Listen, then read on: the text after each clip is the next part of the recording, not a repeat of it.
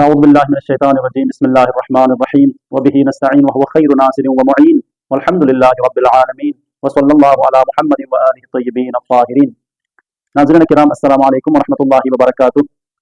گزشتہ ویڈیو میں عرض کیا کہ حضرت امام علی بن موسیٰ رضا علیہ الصلوۃ والسلام نے مامون رشید کے دربار میں کہ کتاب خدا کے وارث کون ہیں اس کو ثابت کیا کتاب سے، اور فرمایا کہ اس سے مراد اطرت طاہرہ ہے۔ اور جب انہوں نے سوال کیا کہ یہ اطرت طاہرہ کون ہے تو پھر آپ نے کتاب و سنت سے آیہ تطہیر اور حدیث ثقلین کے ذریعے سے ثابت کر دیا کہ اطرت طاہرہ سے مراد کون ہے۔ تو اسی مناظرے کا سلسلہ جاری ہے، چونکہ مناظرہ بہت لمبا ہے تو اس مناظرے کو آگے بڑھاتے ہوئے وہاں پر موجود علماء نے امام سے ایک سوال کیا۔ سوال کرتے ہیں کہ اے ابو الحسن ہمیں بتائیے کہ اطرت کیا وہی آل ہے یا کوئی اور ہے، یعنی اطرت اور آل ایک ہے یا اطرت الگ اور آل الگ ہے؟ تو امام علیہ الصلوۃ والسلام نے ارشاد فرمایا اطرت وہی آل ہے، اطرت وہی ہے جو آل ہے، یعنی اطرت اور آل میں کوئی فرق نہیں ہے۔ پھر انہوں نے سوال کرتے ہوئے حضرت امام علیہ السلام سے پوچھا تو پھر رسول اللہ صلی اللہ علیہ وآلہ وسلم سے یہ روایت منقول ہے کہ میری امت ہی میری آل ہے، امتی آلی، میری امت میری آل ہے۔ اور یہ بھی کہ آپ کے یعنی آپ صلی اللہ علیہ وآلہ وسلم کے اصحاب یعنی مستفیض کی حد تک روایت کرتے ہیں جس کا انکار ممکن نہیں۔ یوں انہوں نے امام علیہ السلام کو کراس کوشچن کیا، سوال کیا کہ آل محمد امت ہو، یعنی محمد کی آل اس کی امت ہے۔ یہ اصحاب جو ہے یہ حدیث استفاضہ کی حد تک یعنی متواتر سے تھوڑا کم درجے کی روایت تک جو ہے نقل کرتے ہیں اور اس کا انکار ممکن نہیں ہے۔ تو امام علیہ السلام نے ان سے ایک سوال پوچھا اخبرونی هل تحرم الصدقۃ علی آل، مجھے بتاؤ کیا صدقہ آل پر حرام ہے یا نہیں؟ تو انہوں نے کہا جو ہے صدقہ جو ہے آل پر حرام ہے۔ پھر امام نے اگلا سوال کیا فتحرم علی الامہ، بس صدقہ اگر آل پر حرام ہے تو پھر امت پر بھی حرام ہوا؟ تو قالوا لا، انہوں نے کہا امت پر حرام نہیں ہے۔ امام نے فرمایا ھذا فرق ما بین الآل والامہ، یہی تو آل اور امت میں فرق ہے۔ امام نے فرمایا یہی تو آل اور امت میں فرق ہے۔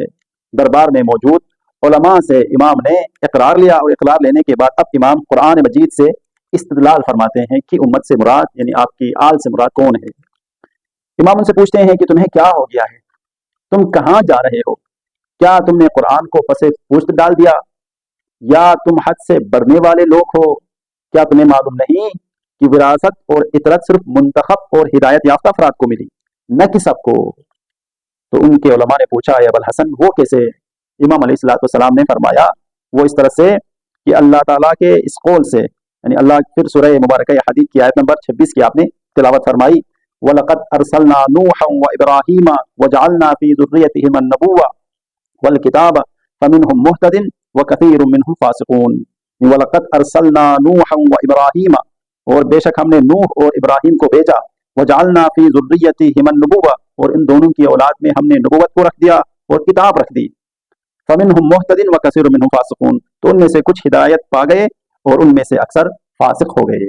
اس آیت کی تلاوت کرنے کے بعد امام علیہ السلام فرماتے ہیں کہ لہٰذا نبوت اور کتاب کی وراثت صرف ہدایت یافتہ افراد کے لیے ہے، نہ کہ فاسقین کے لیے۔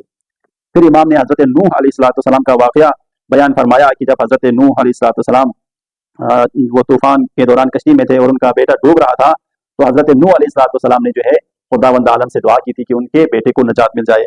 آیت یوں کہتی ہے وَنَادَى نُوحٌ رَبَّهُ فَقَالَ رَبِّ إِنَّ ابْنِي مِنْ أَهْلِي وَإِنَّ وَعْدَكَ الْحَقُّ وَأَنْتَ أَحْكَمُ الْحَاكِمِينَ۔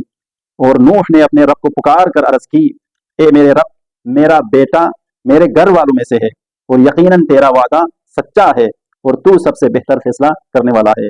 تو اللہ کی طرف سے حضرت نوح علیہ السلام کو جواب آیا یا نوح انہ لیس من اہلک انہ عمل غیر صالح فلا تسألنی ما لیس لک به علم انی اعدک ان تکون من الجاہلین۔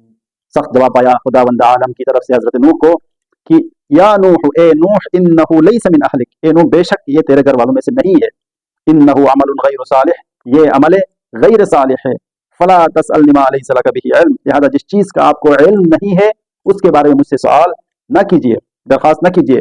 انی اعدک، میں تمہیں واعظ کرتا ہوں، نصیحت کرتا ہوں، ان تکون من الجاہلین، مبادا یہ نادانوں میں ہو جائیں۔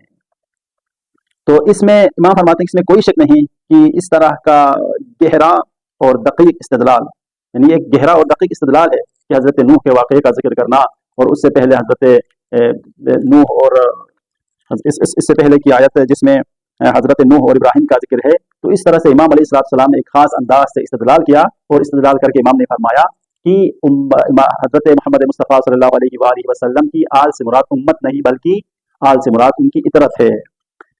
तो नाज़रीन किराम, यानी इसमें कोई शक नहीं कि इस तरह का गहरा और दक़ीक़ इस्तेदलाल क्या चाहता है, कवी और गहरी नज़र के साथ साथ कुरान की आयत में गौर व फिक्र और फ़हम कुरान चाहता है। इसके बगैर इस तरह का इस्तेदलाल हो नहीं सकता, और कुरान की इतनी समझ अहले बैत अलैहिस्सलाम के अलावा किसी में नहीं है।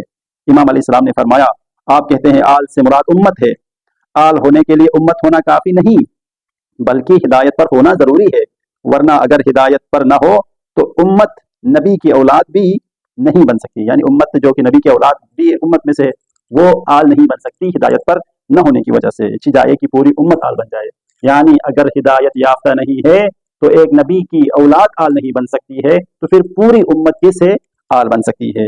यूँ इमाम ने कुरान करीम से इस्तेदलाल के जरिए ये साबित किया कि नबूवत और किताब की वारिस सिर्फ अल्लाह के मुंतखब बंदे हैं, और उन्हीं को ये विरासत मिलती है, और हिदायत याफ्ता भी यही है। और आल मोहम्मद यानी हज़रत मोहम्मद सल्लल्लाहु अलैहि वसल्लम की आल भी यही इतरत है, जो किताब और नबूवत की, वो जो किताब खुदा की क्या है, वारिस है। तो ये जो नाज़िरे मुनाज़िरे का सिलसिला है, अगर जी मैं उस अहसन अंदाज से पेश नहीं कर सका, इसको तैयारी इतनी हो नहीं सकी, लेकिन फिर भी अपने टूटे फूटे अल्फाज में इसको जारी रखते हैं।